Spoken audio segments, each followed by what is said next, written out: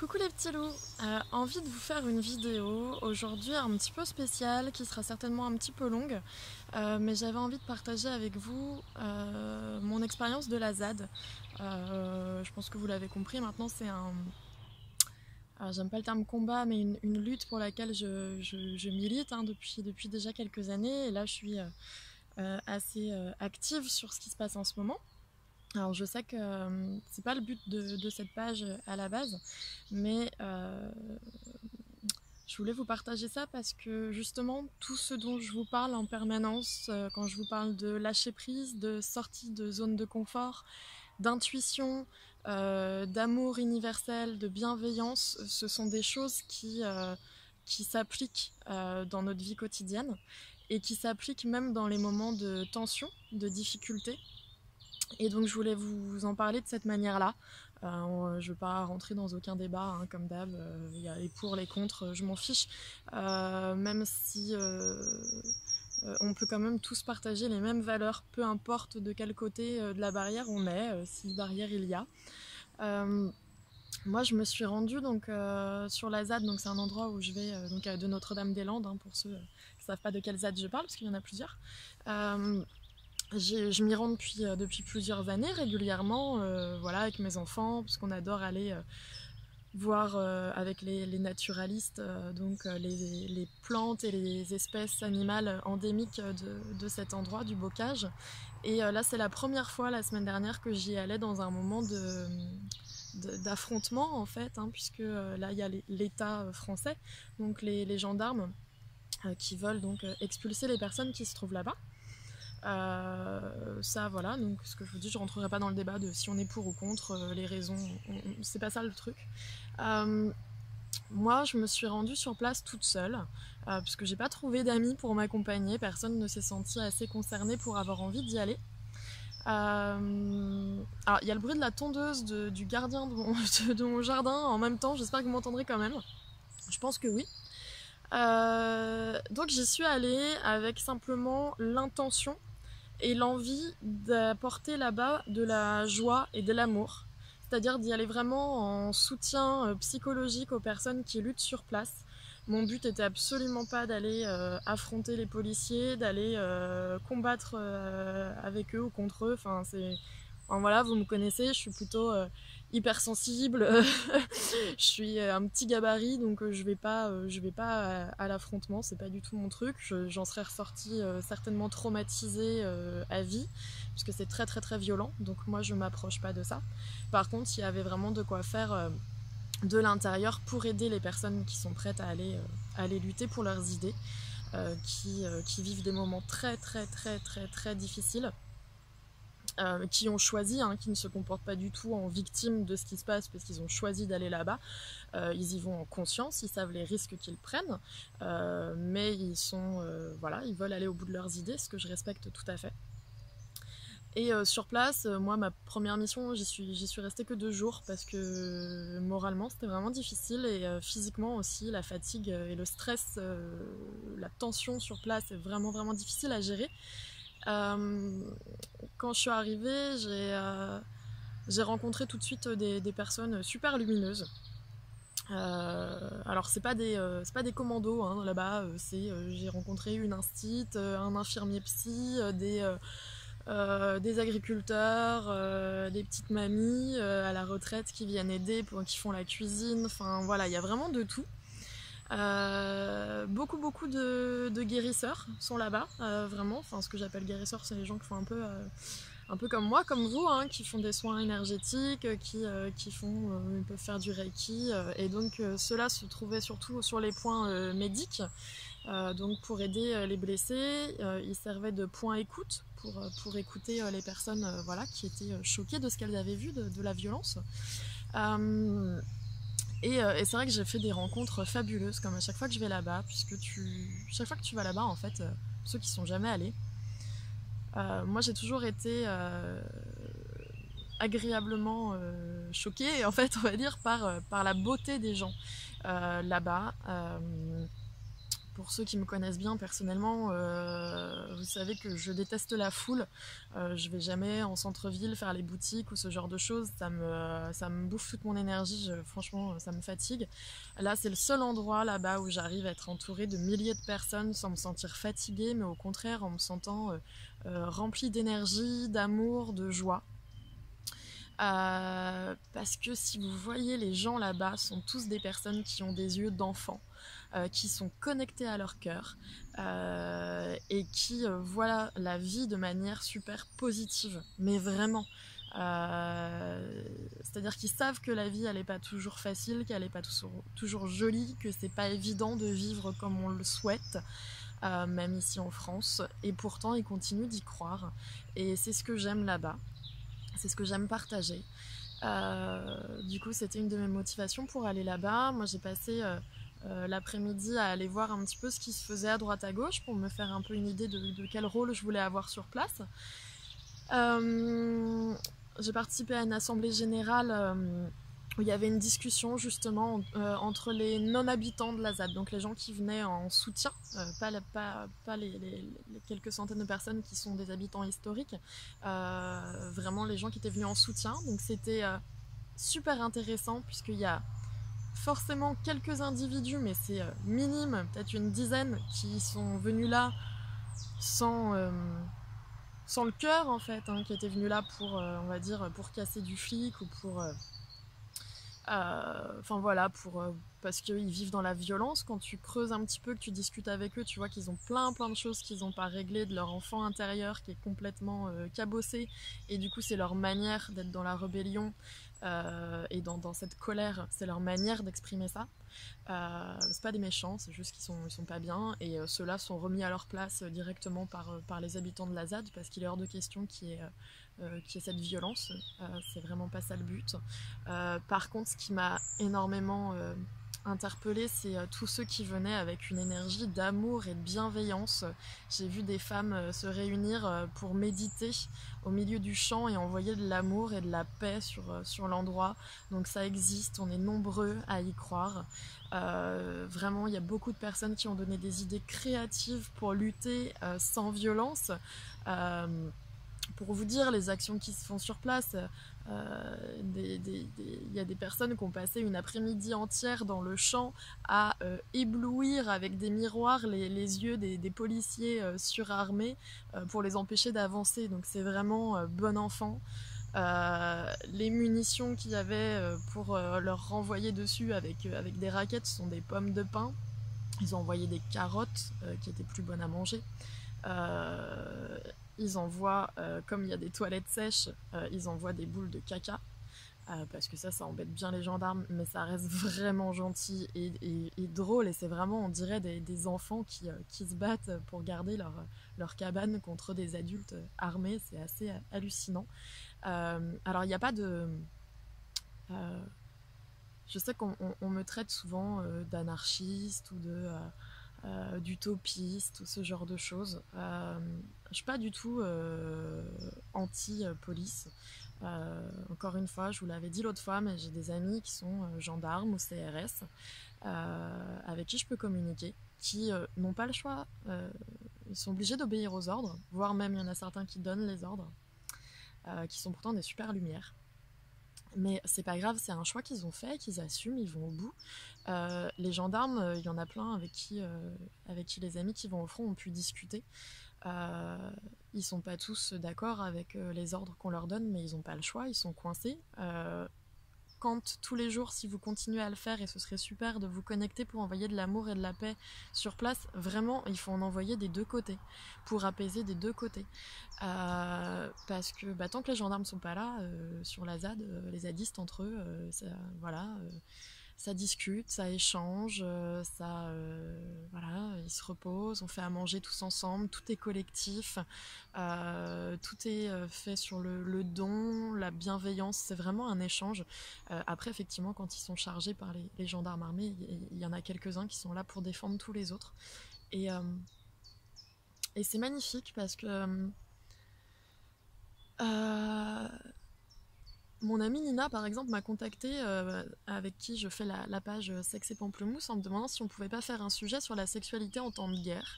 Et j'ai trouvé ça super intéressant parce qu'effectivement, là-bas, c'est comme si on vivait la guerre. On se sent vraiment comme des résistants dans le maquis. Il y a des infiltrés des deux côtés. Il y a du coup une espèce de tension et de paranoïa permanente. Tu es obligé de faire attention à ce que tu dis, à qui tu parles. Euh, Moi, j'ai discuté le deuxième jour, ma mission, qui s'est improvisée toute seule, ça a été de faire du café à tout le monde. C'est-à-dire que le matin à 7 h, j'ai été réveillée par le bruit des grenades et de l'hélicoptère. J'avais déjà pas beaucoup dormi parce que le bruit des grenades quand tu t'endors et que tu te lèves alors que t'es à côté de Nantes, c'est assez hallucinant.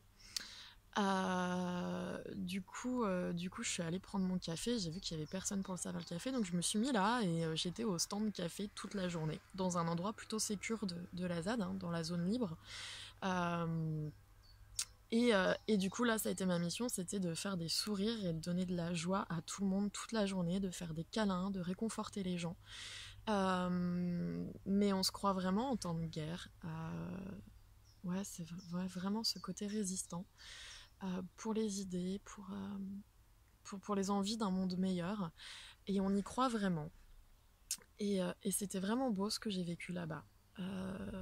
Après, c'est épuisant parce que t'es sous tension en permanence. Mais j'ai pu utiliser toutes mes capacités extrasensorielles aussi pour notamment l'intuition, pour savoir à qui parler ou non, savoir à quel moment je pouvais me balader toute seule et à quel endroit ou non, à quel moment j'étais en sécurité. Je me suis vraiment écoutée, je suis allée vers les bonnes personnes. Je sais qu'à un moment j'ai servi le café à un mec super désagréable, qui était vraiment pas cool et je me suis dit tiens lui je l'aime pas trop donc je vais pas trop lui parler, je vais quand même lui envoyer de la joie parce que voilà je vais pas juger, il est peut-être épuisé, à cran, je sais pas depuis combien de temps il est là. Finalement c'était un RG donc infiltré hein, qui se faisait passer pour un zadiste, il a été découvert le lendemain. Donc je me suis dit ah mon intuition elle marche bien quand même, je sentais bien que lui je l'aimais pas trop et qu'il était pas voilà pas dans le cœur. Mais vraiment, ça a été une sortie de zone de confort pour moi d'y aller dans ce cas-là. J'ai appris beaucoup, beaucoup, beaucoup sur moi, sur ma capacité de résilience, sur ma force. Et surtout, j'ai rencontré énormément de personnes qui étaient dans la même énergie, dans la même intention. Et je trouve ça super important de le partager parce que, franchement, méfiez-vous de. Enfin, y a pas, tombez pas dans le jeu de la peur, dans tout ce que disent les médias. Même moi, en étant sur place, hein, j'ai bien vu, tout est utilisé entre les journalistes qui vont dire aux copains tiens, vas-y, reste dans cette position-là, prends ça dans la main et tout ça, parce que ça va faire une super photo. Et puis le pote, il attend pendant une demi-heure que tous les journalistes puissent prendre leur photo. Enfin, je veux dire, tout est un peu trafiqué, quoi, des deux côtés. Il n'y a pas de. Forcément, chacun montre ce qu'il veut. Donc voilà, soyez vraiment attentifs à votre intuition, à ce que vous croyez bon. Encore une fois, il n'y a pas de méchants et de gentils. Par contre, la lutte, elle n'est pas du tout égale, hein, enfin, elle n'est pas équitable en tout cas. Mais je suis hyper heureuse d'y être allée. Moi, j'y retourne certainement ce soir. Enfin, c'est sûr, ce soir, pour faire du ravitaillement, ramener des médicaments, ce genre de choses. Je sais pas si je reste sur place. Mes enfants sont pas mal inquiets que j'y sois, je veux pas les inquiéter plus que ça. Mais en tout cas, j'ai été contactée par énormément de personnes depuis quelques jours. Alors la semaine dernière, c'était beaucoup de CRS qui m'ont contacté sur Facebook et merci à tous de vous être inscrits sur la page. Hein, d'ailleurs, vous êtes les bienvenus, il n'y a pas de souci, on a tous de la lumière en nous, peu importe le métier qu'on exerce, donc bienvenue à tous. Mais là, depuis 2-3 jours, je suis surtout contactée par des dizaines et dizaines et dizaines, vraiment je sais plus combien il y en a, mais qui m'ont contactée pour aider, savoir comment aider.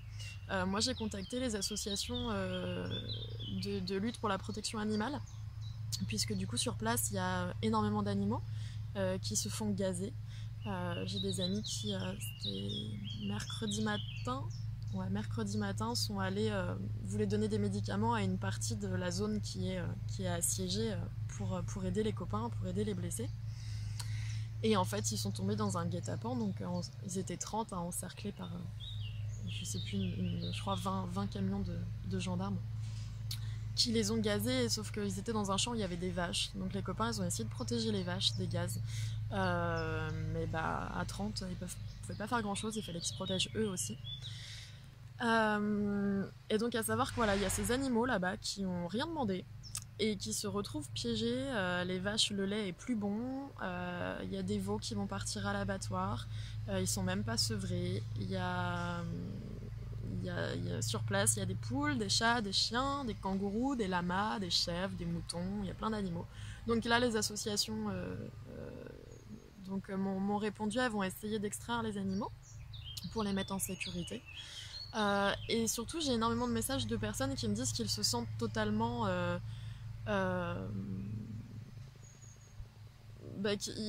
ils savent pas quoi faire en fait. Ils me disent mais c'est quoi le mot que je cherche? Pardon, je cherche mes mots, mais ouais, ils se sentent démunis. Voilà, ils se sentent complètement démunis. Et je leur ai dit qu'on est tous démunis tout seuls en fait. Et c'est justement ça le combat de la ZAD. C'est de dire qu'ensemble on peut faire des belles choses et on peut construire le nouveau monde. Et du coup, bah voilà, on laisse pas faire parce qu'a priori ça marche. C'est pas bon signe pour tout le monde que ça marche. Et tous ensemble, on peut faire des choses. Et tous ensemble, en posant notre intention de paix et d'amour, on peut faire avancer les choses. Et tous ensemble, en partageant, en disant que bah non, on n'est pas d'accord, on n'est pas obligé d'aller combattre, de se mettre en danger ou de se déplacer sur place. C'est pas possible pour tout le monde et c'est pas grave. Mais on a tous un rôle à jouer dans ce monde de demain. Et là, moi, je vous parle de la ZAD, mais il se passe des choses bien plus horribles à travers le monde en permanence. Et on est tous en capacité d'aider, simplement en ne laissant pas faire, en ne fermant pas les yeux. Et il faut garder ce pouvoir. C'est vraiment un pouvoir créateur qu'on a dans nos vies également, chacun de nous. C'est-à-dire que, voilà, pas se poser en position de victime en disant... ah, voilà, c'est horrible, ça va pas du tout, du coup je déprime, je pleure, ça va pas, ok ça va pas, je peux pleurer un bon coup parce que c'est pas cool que ça aille pas comme ça. Et, euh, et de se dire ok là je me sens impuissant, mais peut-être que si j'essaye de faire ça, vous savez c'est le colibri qui pour éteindre le feu de la forêt va y aller goutte à goutte, mais à force ben il va y arriver. Et c'est vraiment ça. Donc je veux pas que vous soyez avec là toutes les infos qu'il y a, tout ce qui passe. Vous êtes nombreux à me dire que ça va pas du tout. Ok, accueillez ça. Accueillez le fait que ce soit lourd à porter, qu'il y ait des tensions, que ce soit difficile, mais agissez. Et le fait juste de sourire en fait, juste de sourire et de rayonner la joie. Moi, ce que j'ai dit à mes enfants, j'ai dit s'ils nous prennent notre joie, ils auront tout gagné. Il est hors de question qu'ils prennent notre joie. Donc, être joyeuse, faire des blagues, se faire des câlins, sourire, voire remercier les oiseaux. Quand, je sais pas si vous les entendez là, parce que là je suis dans mon jardin et selon le vent, depuis mon jardin j'entends les grenades le soir ou le matin, j'entends l'hélicoptère, mais j'entends surtout les oiseaux. En fait, ça dépend sur quoi on focalise. Et si je veux rester dans la joie, je focalise sur les oiseaux que j'entends qui sont toujours là. À la ZAD, le soir, quand les gendarmes rentrent se coucher et se reposer, parce que bah, les pauvres, c'est franchement pas évident pour eux ce qu'on leur demande. Ils ont des combinaisons super lourdes, j'imagine. Apparemment, ils portent des couches parce qu'ils n'ont pas le droit d'aller faire pipi. C'est compliqué d'enlever leurs uniformes. Enfin, vraiment, ça doit vraiment pas être évident. Soit ils ont la pluie, soit là, il faisait super chaud, ils devaient cuire sous leur truc, ou enfermés dans les camions. Enfin, vraiment, je les plains, quoi. Je suis pas sûre qu'ils aient eu le choix de venir, de toute façon. Donc voilà, il n'y a pas de haine ni de colère, que de la joie. Et je pense que là, on a vu l'autre fois les gendarmes, il y avait une vidéo qui est sortie où ils étaient en train de jouer avec une chèvre. Et c'était génial de se dire, même eux, ils retrouvent leur cœur d'enfant. Peut-être qu'il y en a qui viennent de loin, ça fait des années qu'ils n'ont pas vu de chèvre, et là, ils sont en train de jouer avec une petite chèvre. Et juste ça, moi, ça m'a fait plaisir. Je me suis dit, la chèvre, elle a réussi sa mission, là, elle leur a donné de la joie. Et elle fait rayonner ça. Et ouais, quand les gens reviennent du front, quand les gendarmes s'en vont et que ça devient un peu plus calme, on entend tous les oiseaux chanter, les coqs chanter, on entend les grenouilles qui ressortent, et c'est dingue la joie et le baume au cœur que ça donne à tout le monde. Euh, et voilà, et juste ils chantent, c'est le printemps, et on se sent remercié par la nature, et c'est vraiment merveilleux. Et voilà, c'est pas une vidéo prosade ou je ne sais quoi. En fait, si, ça l'est certainement, ça l'est sûrement, puisque c'est ce que je ressens dans mon cœur. Mais ce que je veux vous dire, c'est que peu importe les difficultés, euh, restez maître de vos pensées. Ne cédez pas à la peur, à la tension, à la crainte, et continuez d'être acteur de votre vie. Continuez d'être dans l'amour et dans la joie. Je dis pas que c'est facile tous les jours, mais si on se force tous les jours, continuer à avoir nos trois choses positives de la journée le soir quand on se couche, être heureux de qui on est, de nos choix, être en accord avec nos idées, c'est super important. Donc gardez ça en vous. Moi je vous aime très fort, je continue les coachings en à côté, hein. Je fais des allers-retours, donc je travaille en à côté, donc j'ai encore du temps, on peut communiquer si vous avez des questions sur tout ça, si vous avez envie de faire des actions, vous savez pas comment vous y prendre, n'hésitez pas à me contacter. Et puis voilà, je vous aime fort, merci pour les méditations de joie et de paix. Si vous pouvez en refaire aujourd'hui, puisque là ça s'affronte très durement aujourd'hui, et demain ça va être vraiment très très très très dur. Donc nous on va ramener ce qu'il faut ce soir pour les blessés de demain. Mais ouais, poser l'intention, envoyer de l'amour, c'est super important et ça marche. Et même les gens qui sont là-bas et qui sont blessés, ils croient au pouvoir de l'amour. Et ils n'ont pas de haine contre le camp d'en face. Et ça, c'est magique de rencontrer des gens comme ça, vraiment. Voilà, je vous aime fort, je vous embrasse, je vous charge la vidéo et puis je suis là. Voilà, avec plein de joie toujours. Et voilà, gardons cette force-là tous ensemble. Je vous aime très très très très très très fort et merci d'être là et merci pour tous vos soutiens. Bisous.